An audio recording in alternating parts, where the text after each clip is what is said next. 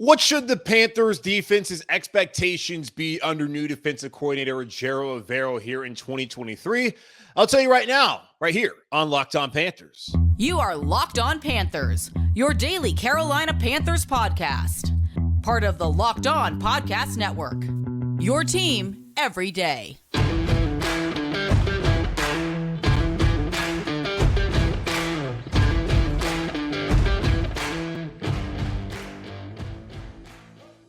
Welcome into another edition of the Locked On Panthers podcast, a part of the Locked On Podcast Network. I'm your host, as always, Julian Council, talking Carolina Panthers with you every Monday, Tuesday, Wednesday, Thursday, and Friday. Your team every day. That's our motto here on the Locked On Podcast Network. Make sure to watch our show and to subscribe to our show over on our Locked On Panthers YouTube channel. You can also check out the podcast wherever you listen to all your favorite podcasts, free and available everywhere. Just be sure to rate, review, and subscribe so you never miss a single edition of the show. And be sure to follow me, Julian Council, on Twitter at Julian Council, because tomorrow I need to answer your weekly Friday mailbag questions, and I also need y'all to send me in some mailbag questions. We're very light this week, and that should not be the case, as the Panthers had Frank Reich talk on Tuesday. Also, we heard from Jim Caldwell. Ejiro Evero talked on Wednesday. So did Dom Capers. Remember him? He's back here in Carolina. The first ever Panthers head coach is now a senior defensive assistant here in Carolina. And we're going to hear from Deuce Staley on Thursday, and we're going to hear from new offensive coordinator Thomas Brown. So I'm sure you'll have plenty of questions. So go ahead and at me or DM me on Twitter at Julian Council. But of course, follow me first there on Twitter at Julian Council. This episode of Locked On Panthers is brought to you by FanDuel Sportsbook, official sportsbook of the NFL. Make every moment more. Visit FanDuel.com/LockedOn today to get started.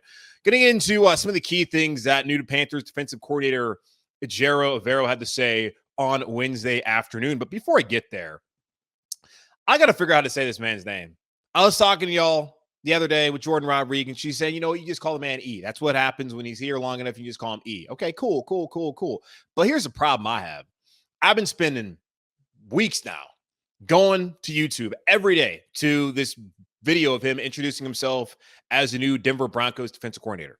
And he said his name is Ejiro Evero. Now, today, I saw a video on the Panthers social of him pronouncing his first name Ejiro. So what is it, man? Is it Ejiro or is it Ejiro? I don't know how to pronounce your name at this point in time. I'm just trying to get it right because I don't want to be out here butchering his brother's name.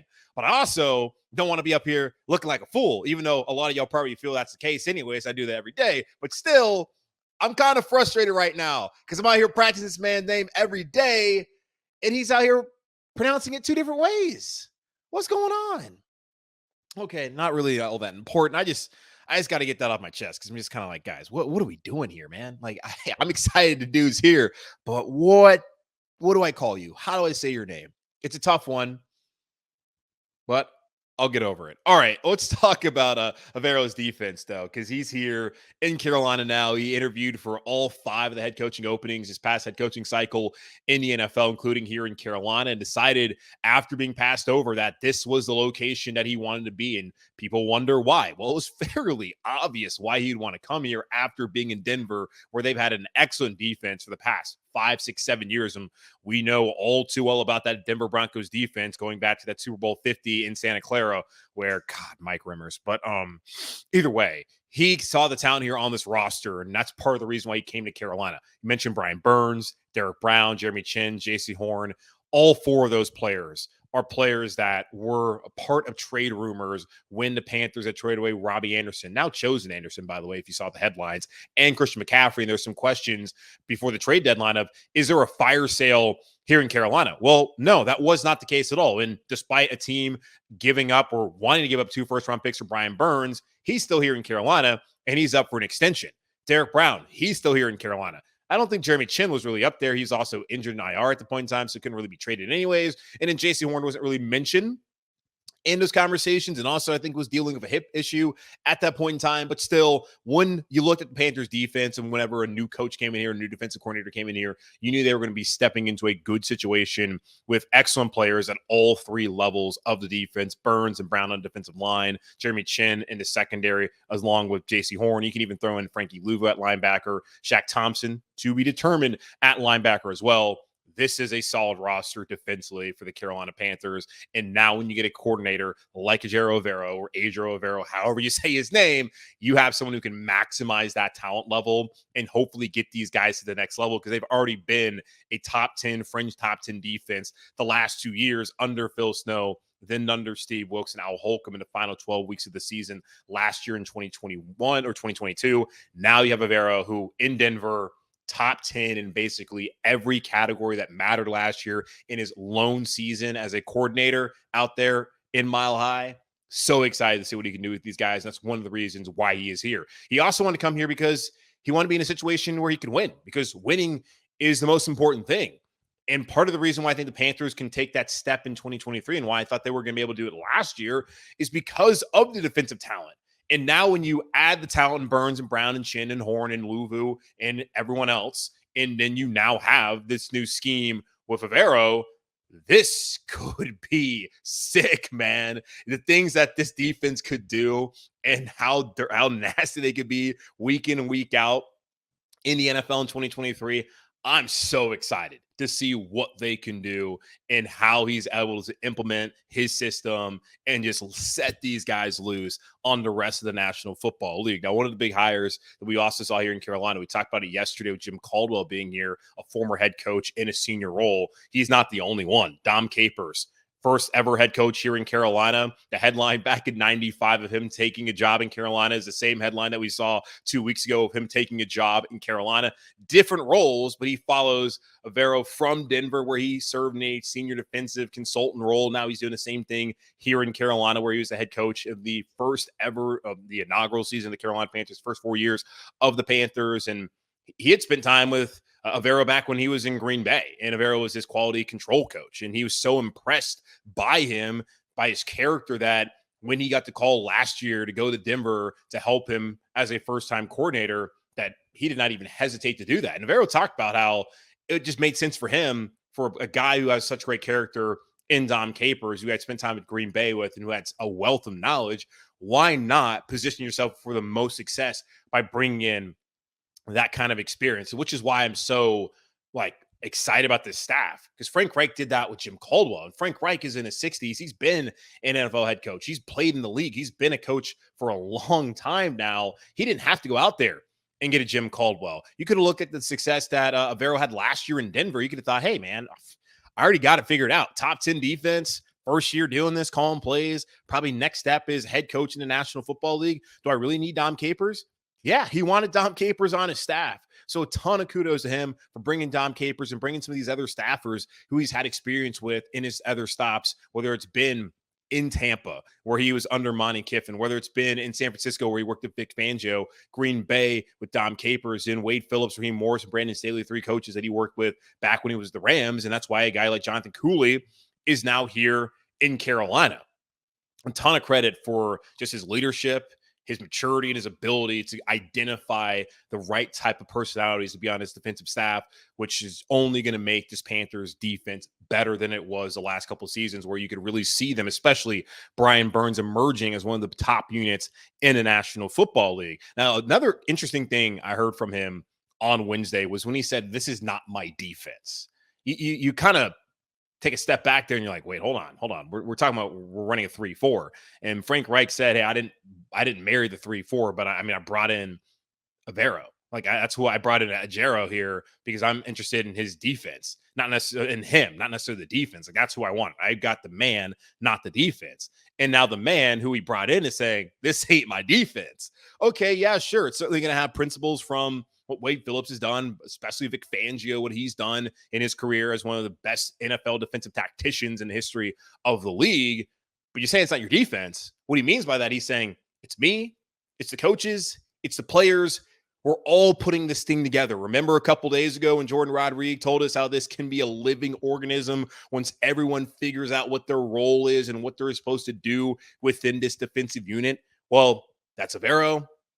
That's the coaches like Dom Capers, who will have a massive impact, of course. That's Burt Watts. That's Jonathan Cooley. That's Peter Hansen. And it's also Brian Burns, Derrick Brown, Jeremy Chinn, Jaycee Horn, all of those guys, Dante Jackson, Frankie Luvu. It's one collective unit that compromise that takes, I can't even think about it. That makes in total this entire defense, which is terrible English right there.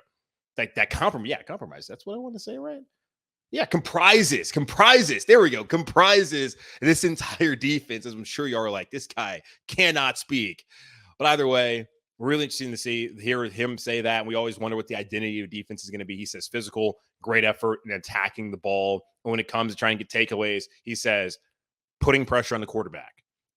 Putting a quarterback in conflict, that's how the Panthers can cause more turnovers. And it's interesting, a couple years ago when they had Hassan Reddick and Brian Burns on opposite sides, how they weren't able to get as many turnovers in this past year, kind of the same case. Now the hope is with this new defense that Ejiro Evero is bringing here to Carolina, the Panthers can finally be one of those top defensive units that are able to take the ball away heading into the 2023 season. Now, speaking of the 2023 season, and all the pieces that are on his defense, on his coaching staff, and the new coordinator here in Ejiro Evero in Carolina, what should the expectations be? Now, I know it's early. We haven't really seen what's going to happen with Shaq Thompson. They're going to bring in some more corners, defensive linemen, linebackers, all that. We don't know what the roster is going to look like, but just looking at the core of this defense, the scheme he's going to run, and also what happened last year in Denver, what should the early expectations be for the Carolina Panthers defense heading into 2023? I'll tell you about that here in just a moment on Locked On Panthers. But before I do that, this episode of Locked On Panthers is once again brought to you by our friends over at FanDuel, the #1 sports book in America. And it's the midway point of the NBA season, which means it's the perfect time to download FanDuel because new customers get a no-sweat first bet up to $1,000. That's bonus bets back if your first bet doesn't win. Just download the FanDuel Sportsbook app. It's safe, secure, and super easy to use. Then you can bet on everything from the money line, the point scores, and threes drain. Plus, FanDuel even lets you combine your bets for a chance at a bigger payout with a same-game parlay. So don't miss your chance to get your no-sweat first bet up to $1,000 in bonus bets when you go to FanDuel.com/lockedon. That's FanDuel.com/lockedon to learn more. Make every moment more. FanDuel, an official sports betting partner of the NBA.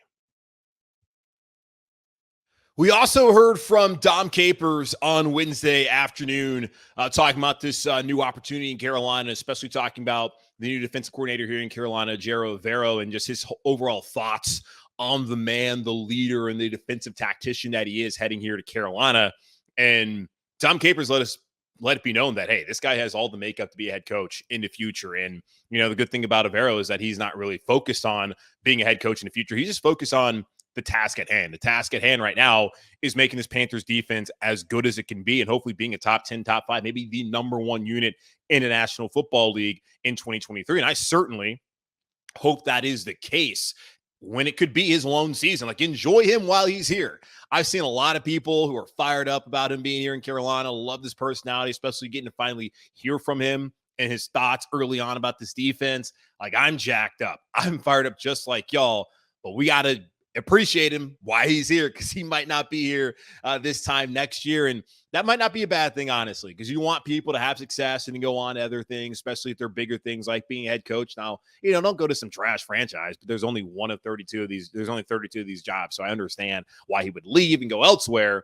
But look at it. He did interview in Houston. He interviewed in Arizona, Indianapolis, places where I would never tell anyone to go interview this past coaching cycle.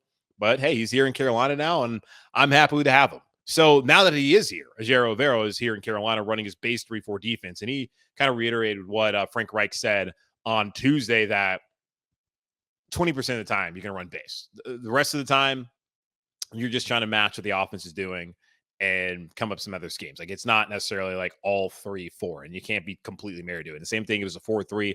You're going to be multiple. So we can't get too caught up in that, even though you do wonder how certain personnel are going to fit in this defense in 2023, which is a key question. And Frank Reich said it's about the players.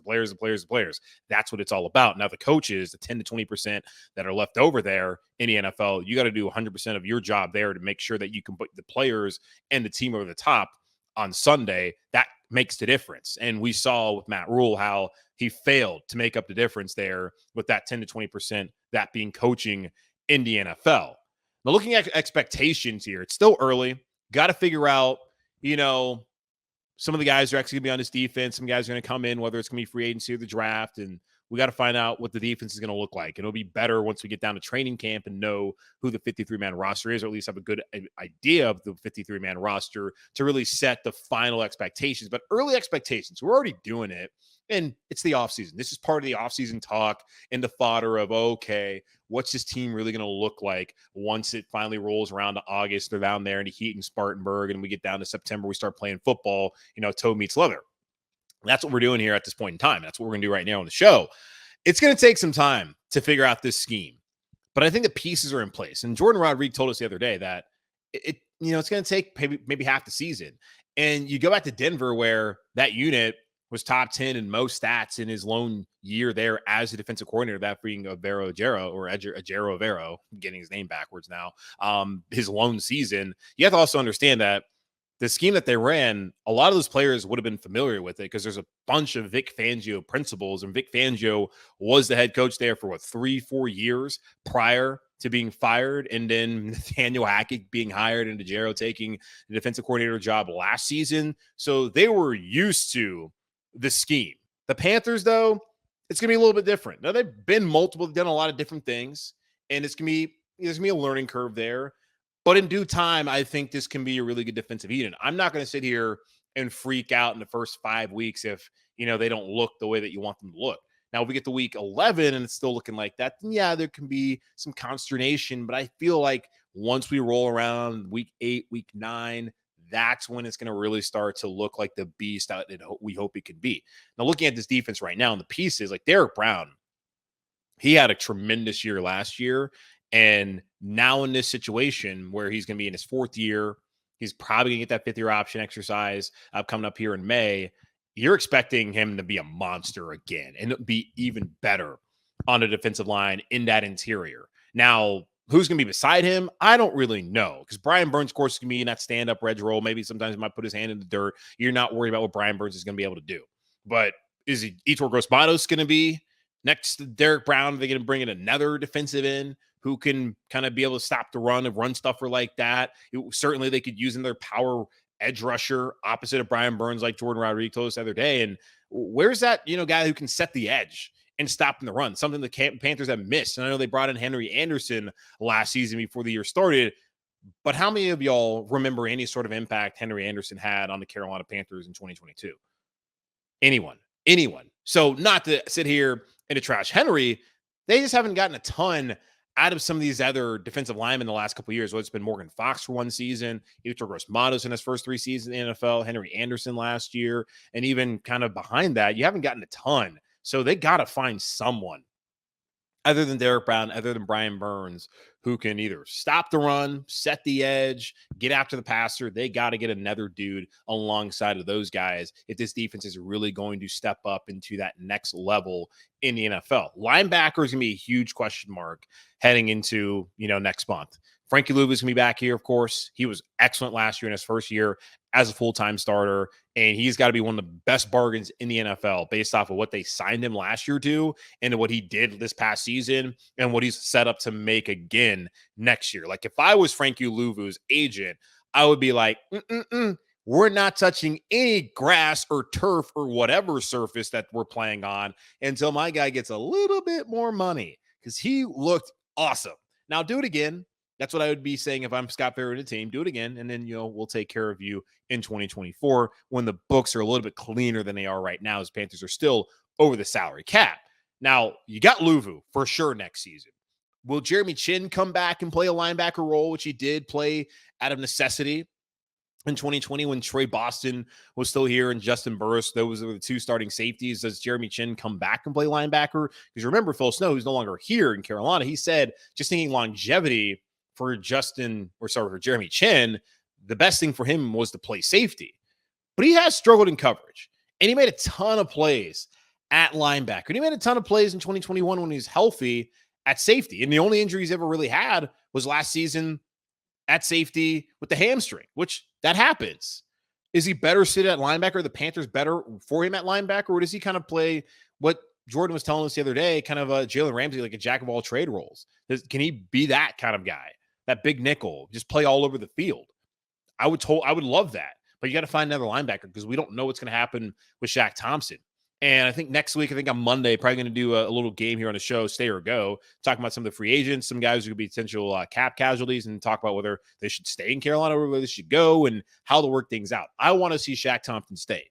But as Shaq Thompson asked a Panthers fan who went after him because he didn't show up at Frank Reich's open press conference, Shaq Thompson said, would you take a pay cut at your job? Now, of course, you're going to sit back and be like, well, I'm not a millionaire, Shaq, so like, whatever. Okay, well, if your job pays you $70K and all of a sudden they want to start paying you $30,000, are you trying to stay at that job? Probably not. So, and you got to think about the percentages of what he's making and what he likely would have to make in order to stay in Carolina if he stays on the same deal and they don't cut him or anything, or they have to rework the deal. Does that sound all that appetizing for you as an employee of an organization? Probably not. And Shaq Thompson feels the same way. Would love to see him maybe get cut, then come back here in Carolina after we see what his market is out there. There's got to be teams that may be interested in him.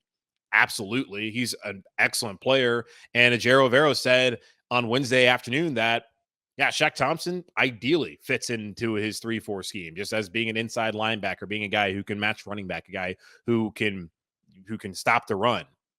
Great leader in the middle. He fits what Ejiro wants to do here in Carolina. Just the problem is Ejiro does not have any say on whether Shaq Thompson comes back here to Carolina. I think David Newton of ESPN.com asked him about this. He's like, that's above my pay grade, man.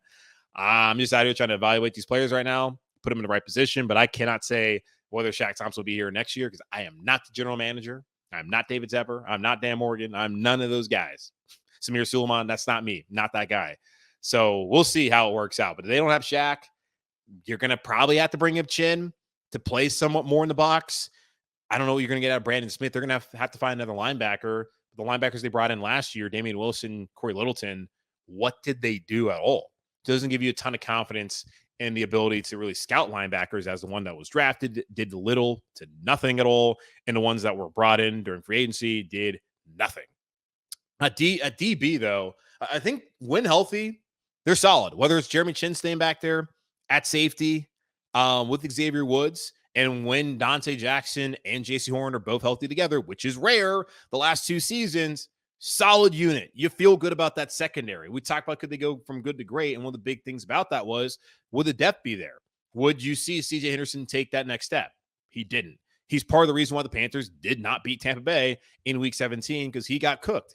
Keith Taylor the same way. Keith Taylor was so bad that for whatever reason, Week 18, Steve Wilkes decided to bench him in favor of Josh Norman, who's playing his second game of the season after spending the first 16 weeks being a barista at his family-owned coffee shop. So that tells you at least how Wilkes felt about Keith Taylor. Now it's different, new staff. Frank Reich said it on Tuesday that basically it's a clean slate. Now we can't completely forget about things that happened in the past with these players. The tape never lies. Certainly we're going to see how they fit our scheme and our team. But Henderson, Taylor, neither one of those guys lead me to have any sort of confidence and trust in the depth that they have currently at corner and in this defensive backfield for the Carolina Panthers. So that is going to be a position that they certainly need to address via free agency or the draft. But with the pieces that you already have, with Brown and Burns and Luvu and Chinn, maybe Shaq, Jaycee Horn when healthy, Dante Jackson when healthy, and even Xavier Woods, you got to feel good about this defense's ability to be a top 10 unit. It's going to take some time, but I think early expectations should be, yeah, they're probably not going to look like a top 10 unit in the first couple of weeks, maybe first month of the season, but they're going to get better as the season wears on. And the hope, though, too, is that they stay healthier, especially at corner, and then you can see that unit really clicking once you get to the second half of the season and late and into December and then early in January as well, the season wraps up. That is really what the expectation should be. Expect them to struggle a little bit earlier, not so they're going to get gashed, but just not to look like a cohesive unit. But once you get later part of the season, we should really see this thing cooking, looking at a top 10 defense here in Carolina, which could potentially propel Ejiro Evero to a head coaching job next year during a head coaching cycle in the NFL. All right, take another quick pause here on the show. Come back. One interesting quote from Dom Capers, and then we'll be out of here on Locked On Panthers. So Dom Capers, he's back here in Carolina working in a senior defensive assistant consultant kind of role. He's going to be all over the place. He's certainly going to be a big part of this defense, as Ejiro Evero said to us on Wednesday when making his first press appearance as a new defensive coordinator here in Carolina. And I'm certainly excited to see what this scheme is going to look like and see what he's able to do with some of these pieces here in Carolina. Because Scott Fitterer let it be known that I really like Derrick Brown. I love Brian Burns. He turned down 2 first-round picks. He loves Jaycee Horn. He loves a lot of these players, and he was not willing to part ways with them come the trade deadline last year during the 2022 season, which now gives Ejiro Evero a bunch of pieces to really utilize and to cook up some crazy stuff in his 3-4 scheme here during the 2023 season. And Dom Capers is going to be a part of that scheming here in 2023. But it was interesting. Someone was asking him just about, did you ever see yourself coming back to Carolina? And he said an old wise man once told him, and that could be him, the old wise man, that if you stay in a business long enough, you go full circle. And he certainly has gone full circle. Capers was talking about an Italian restaurant he used to go to all the time, where he had like a back corner booth and he had a paper and he just go sit back there and read the paper, just be a part of Charlotte, be a citizen. And of course, that place is gone, as a plenty of great restaurants that we had here in Charlotte, at least ones that you used to know and love, are no longer here. And they're now condos, or they're other random chains from Ohio and whatnot. So he talked about that. The skyline absolutely has changed. You go back and watch the playoff game from 2003, when that was the Keep Pounding speech, when the Panthers beat the Dallas Cowboys. And it is wild to look and see what the skyline looked like that then and what it looks like now.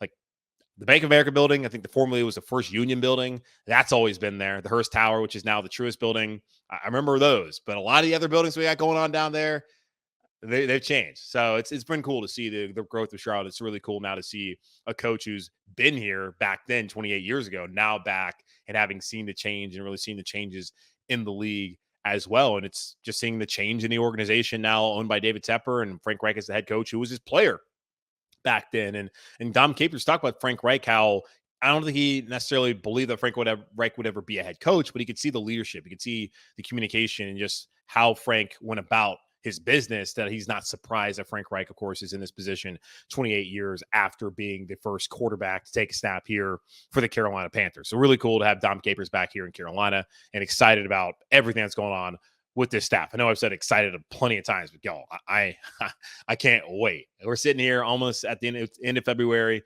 March is coming up here, and we're going to get free agency. We're going to get the draft going on. But can we please get back to football as soon as possible to see what this Panthers team is going to look like in 2023 and beyond? All right, it's going to wrap up this edition of the Locked On Panthers podcast, a part of the Locked On Podcast Network, hosted by yours truly, Julian Council. Again, make sure to watch the show, subscribe to the show over on our Locked On Panthers YouTube channel, and check out the podcast free and available wherever you listen to your favorite podcasts. Just be sure to rate, review, and subscribe to the show. And be sure to follow me, Julian Council, on Twitter at Julian Council, where I'll be back tomorrow answering your weekly Friday mailbag questions, either at me or DM me over on Twitter if you'd like to ask a question for the weekly Friday mailbag tomorrow on the show. In the meantime, be safe, be happy, be whole. As always, keep pounding, and I'll talk to y'all on Friday.